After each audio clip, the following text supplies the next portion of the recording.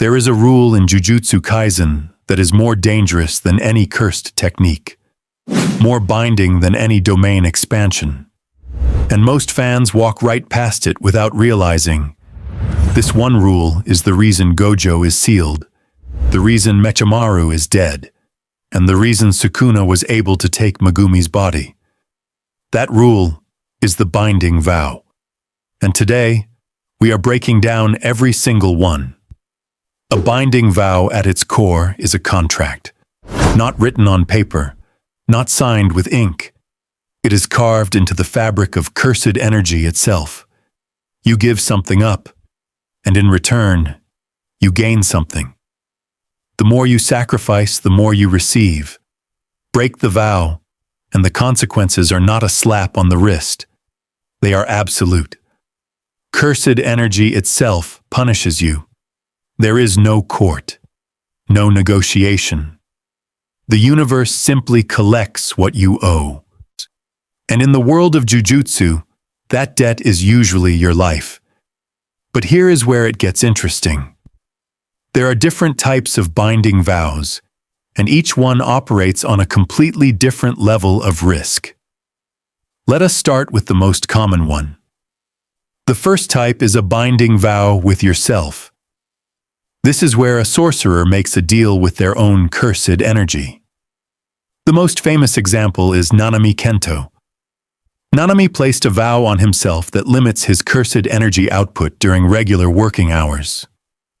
Sounds stupid, right? Why would one of Jujutsu High's strongest sorcerers deliberately make himself weaker? Because the moment the clock hits overtime, all that suppressed energy comes flooding back, and his output jumps far beyond his normal limit. He traded consistency for explosive bursts of power. That is the brilliance of a self-binding vow. You are not negotiating with another person. You are negotiating with the laws of Jujutsu itself, and those laws always pay back in full. Now here is where most people get confused. There is a subcategory within self-binding vows that might be the most broken mechanic in the entire series. It is called revealing one's hand. When a sorcerer openly tells their opponent exactly how their technique works, their cursed energy output increases dramatically. Think about how insane that is.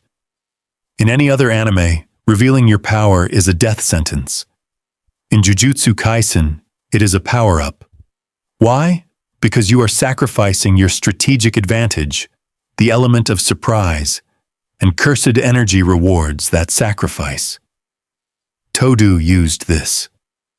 Nanami used this when he explained his ratio technique to Mahito. Even Gojo has referenced this principle. The more your opponent knows about your technique, the stronger it becomes. That is not just a cool mechanic. That is the entire philosophy of binding vows distilled into one rule. Sacrifice equals power. The second type is a binding vow between two parties. And this is where people start dying. The most devastating example in the entire series is Mechamaru. Kokichi Muta was born with a heavenly restriction that destroyed his body. He could not walk. He could barely move. He lived in constant, unimaginable pain. In exchange, he received an insane amount of cursed energy and range that could stretch across the entire country. But that was not enough for him. He wanted a real body. So he made a binding vow with Mahito and Kenjaku. The deal was simple.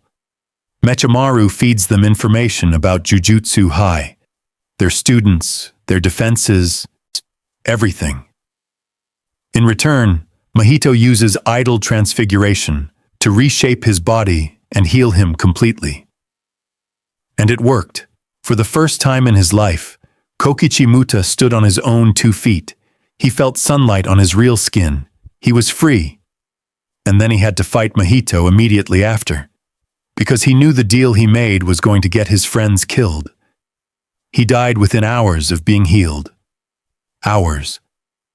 That is what a binding vow between two parties looks like. The contract was honored perfectly. Nobody cheated. The cursed energy was balanced, and Mechamaru still lost everything. The vow does not care about your feelings. It cares about the terms. Now the third type, and this is the one that changed the entire story. A binding vow through conditions. Sukuna is the master of this. When Yuji swallowed the first finger, Sukuna proposed a vow. He laid out a condition with a specific trigger, and when Yuji eventually agreed, it gave Sukuna exactly the opening he needed. The terrifying part was not the vow itself. It was the fact that Yuji did not fully understand what he was agreeing to. And that is the darkest side of binding vows. They do not require informed consent. They require agreement. There is a difference. Sukuna used this loophole to systematically take control, one condition at a time, until Megumi's body was his. And then there is the biggest binding vow in the entire series, one that most fans do not even recognize as a binding vow. The Culling Game. Kenjaku designed the Culling Game as one massive binding vow spread across all of Japan. The rules are not guidelines. They are vow-enforced laws. If you enter a colony, you must participate. If you score no points within 19 days, your cursed energy is stripped and you die. Every rule of the Culling Game carries the weight of a binding vow behind it. That is why nobody can just opt out. That is why the rules cannot simply be broken.